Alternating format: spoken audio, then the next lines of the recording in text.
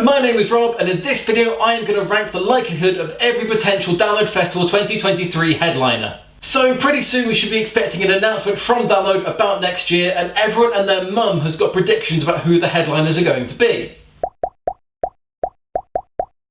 Yep.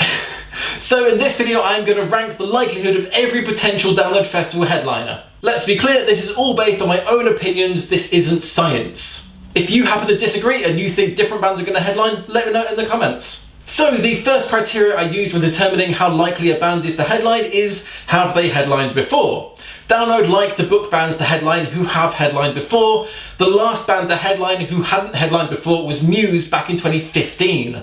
And my second criteria for how likely a band is to headline is basically what signs are there that they would be a good headliner.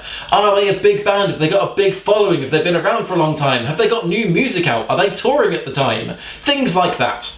And finally, before we get into the bands proper, I know there are several rumours flying about who is or isn't headlining. I'm basically ignoring all of that. A few months ago there was a rumour that there was going to be one band headlining twice and that it was 100% going to be Metallica. I'm now seeing there's a rumour of different bands playing and they're all 4 different bands, no band is playing twice. Basically, you can't trust rumours. As Lenny Telltale said, "It ain't a done deal till the deals are all done." So let's finally get into the bands that are potentially going to headline. And I'm going to split this into the bands that I think are most likely to headline, are potentially going to headline, and are outside chances of headlining. So starting in the most likely to headline category, first up obviously is Metallica. There is a lot of hype around them headlining, especially as I said there is a rumour that they're going to headline twice. That rumour is particularly important because they did 2 headline slots at the Aftershock Festival last year in California. Also, obviously it's Metallica, they're a massive band, people have been asking them to headline again for years. Now, this isn't a video about if a band should headline twice, but I just want to say I think it's a genuinely shit idea. Next up in the likely category is Ramstein, and it's Ramstein. Everybody wants them to headline. They're amazing, they put on an amazing show, they've been around for ages, they have got enough crowd-pleasing songs they could easily play, and they have a new album out at the minute, Zeit? Not sure, but they want to be pushing that, so they could definitely headline. Next up in the likely category is Def Leppard, and I know that's maybe a bit of a weird one, they're an older band, but they've been around forever, they've got a massive following, they have quite broad appeal, some of their songs are genuine classics. And they had a new album out this year, Diamond Star Halo, so again they'd want to be pushing that. And with Download Festival having Kiss this year, maybe they want to be pushing an older band along with all the other ones to bring in a kind of older crowd as well. Next up is System of a Down. This is a band I think everybody wants to headline. So System were meant to headline back in 2021 along with Kiss and Biffy Clyro, but then obviously that festival got cancelled. Kiss and Biffy Clyro then rolled over their headline slots till 2022, but System had to pull out, and they were then replaced with Iron Maiden. Next up and finally in the likely category is AC/DC. Now they have headlined before, they headlined back in 2010, back when they brought their own stage that nobody really was happy with. It was like a kid having a new toy that he wants everyone to see but no one to play with. Also, since AC/DC brought their own stage that year, but there was a main stage, and them Crooked Vultures played last on that stage, does that mean that 2010 also had 4 headliners? Wikipedia seems to think so.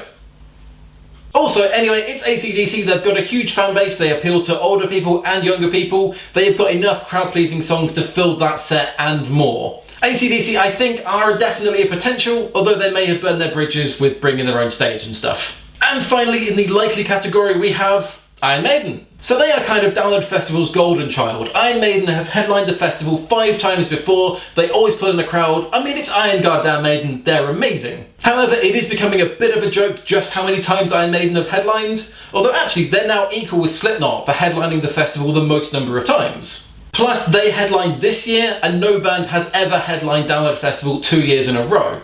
But it is a big year, it's 4 days of music. Iron Maiden definitely are a potential.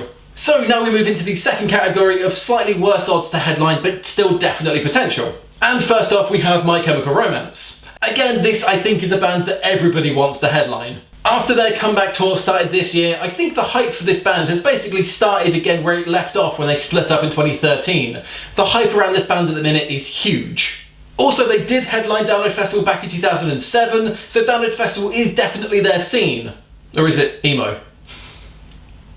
Next up is Parkway Drive. Now, anytime there is a discussion of who could headline Download Festival, Parkway Drive pop up. They are a huge band, they've got a big following, they are metal enough, they fit the scene, they are perfect for them, and Download Festival really needs to start putting in newer bands, and I think Parkway Drive fits the bill. To fit the bill, as it were. However, let's face it, they are not as big as a Metallica or an Iron Maiden. Although, if they don't ever get a chance to headline, they're never gonna be as big as Metallica or Iron Maiden. They need to be given that chance to expand their audience and bring in more people to make them bigger. Would it be a risk for them to book Parkway Drive? Yes, but for 2024, they've got 4 bands. They can't have 4 absolutely massive bands. They need to have a smaller band there as well, and it would really help this band out to put them on the bill. So, I definitely think they're a potential. Next up is Ghost, and I don't know about this. I definitely think this would be controversial. They are a very divisive band. They've never headlined the festival before, but again, they have a massive following. Their fans really love their music. However, the people who don't like their music really don't like their music. Would Download Festival really put on such a divisive band to headline? I don't know. Maybe. And finally, in the slightly less likely category, we have Green Day. Now, it's Green Day. They have a massive following, they have a lot of fans, they've been going for a long time. This would be a great band to put on. Now, they have never played Download Festival before, so for them to go straight in at a headline slot would be a bit weird.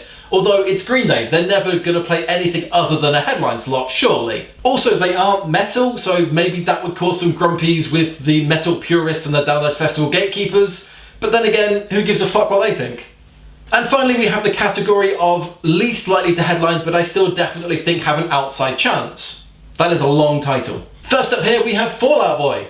Again, they are obviously not as big as something like Metallica or Iron Maiden, but within their own right, Fall Out Boy have a huge following. I saw them recently on the Hella Mega Tour with Green Day, and let me tell you, Fall Out Boy had a massive crowd.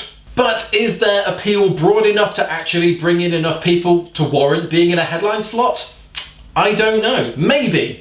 And finally on the list of potentials is Bring Me the Horizon. Now, this is a bit of an older band. I don't think they really have the pull that they used to, and they have never headlined the festival before, but they have played Download Festival 5 times before, but then the last time they played was in 2014. So with all that being said, why do I think they are even potential to headline? Well, they have been rumoured to headline the festival for a few years now, and this guy on Reddit said they were 100% confirmed for 2023. Yeah, you remember earlier when I said don't listen to rumours? And that is all the bands that I think have potential to headline Download Festival 2023. At the minute, my choices would be Metallica, Slipknot, MCR and System of a Down. Now, is that wishful thinking? Yes, absolutely, but oh my god, how good would that lineup be? So let me know in the comments what you think the headliners are going to be, and I think we should expect an announcement from Download Festival within the next few weeks, so we will find out very soon which of us was right and which of us was wrong. And that is everything I have for you. Thank you so much for watching. If you've enjoyed this video, please do click like and subscribe so you can see more videos like this. My name is Rob, thank you so much for watching, and I will see you in another video very soon.